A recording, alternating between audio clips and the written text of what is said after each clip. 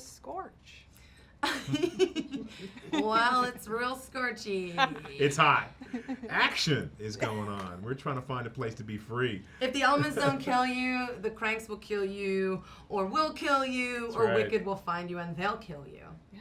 So these are the elements that go Or on in you'll this starve movie. to death. Yes. Are you new characters good, bad, mixed bag? At first, it's sort of ambiguous. You know, they run into this, what they think is a safe haven, and they're all alone. They run out of a lightning storm, and all of a sudden they're greeted by these guard dogs, which are cranks on chains, which is not the thing you want to see when you've just run out of calamity. You want to, So I'm introduced, and then I bring them to Jorge, and they're like, "Who the hell is Jorge?" I'm like, "Jorge wants to see you." They're like, "Who?" So they're just like running out of the frying pan into the fire, like at every turn. And I'm sure that you can attest to your character's deliberation. Yeah, Jorge's hooked up. I mean, his first thought is sell him back to Wicked, because Wicked allows Jorge just to be there because they know they can't mess with him. And so he's trying to get ahead. He's trying to find the route to the right arm. Of course, everyone thinks he's a little crazy. They come in, he's listening through the radio. He knows that they're there. He knows that he has hope. There's a place out there.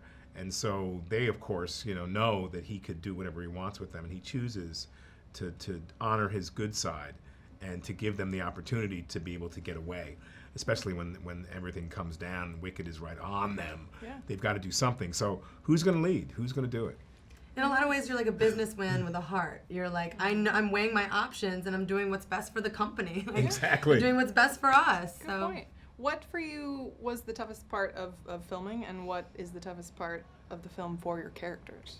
I think the beginning days were hard because we were at least I was walking into something where I had done my research for my character, but had to, allow all of that work to blend with who everyone else was, and allow myself to be really open about how I was going to be working with all these new young actors who I feel all have chops and all are wonderful. And luckily, I was just blessed to be with Rosa, because I felt like we were on the same page and we had a real understanding of who the characters were, and then we could play. Then we could really play with each other, which allowed us to really be in a space that was spontaneous, which I find is sometimes very difficult. You sit at home and you learn your stuff and you do all that stuff. And then it was really, really wonderful to have a relationship, to get a relationship with Dylan, to really have a strong respect for him, to have people look at you in the eye and really believe and be present is really a gift in this business. And then to have such a strong director. Our director is just a guy who has the vision. And the studio believed in him, and I believe in the studio, because I feel like they really left him alone to make a great movie. And they left us alone to find our own camaraderie, and we did. And so now we're on a roll. We feel like family, and we're all going to watch each other's butts no matter what. It's pretty cool. Absolutely. With the largesse of this film, it's like, you can so easily feel like a broom in a broom closet.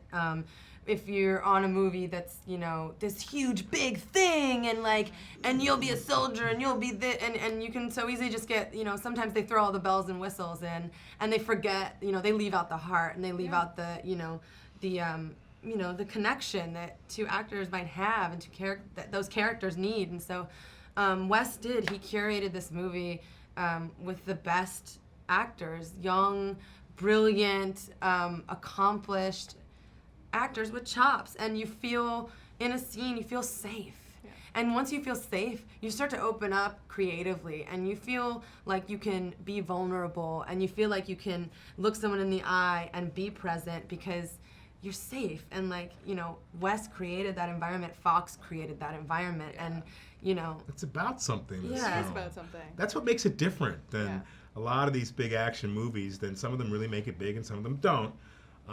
This one has the guts, and it has the courage. To be vulnerable, yeah. And to have epic action scenes at the same time, and to be scary, and just to keep you on the edge of your seat. It's a popcorn movie, but you're feeling things. Yeah. You're feeling things. Last question: one thing you want in the third film?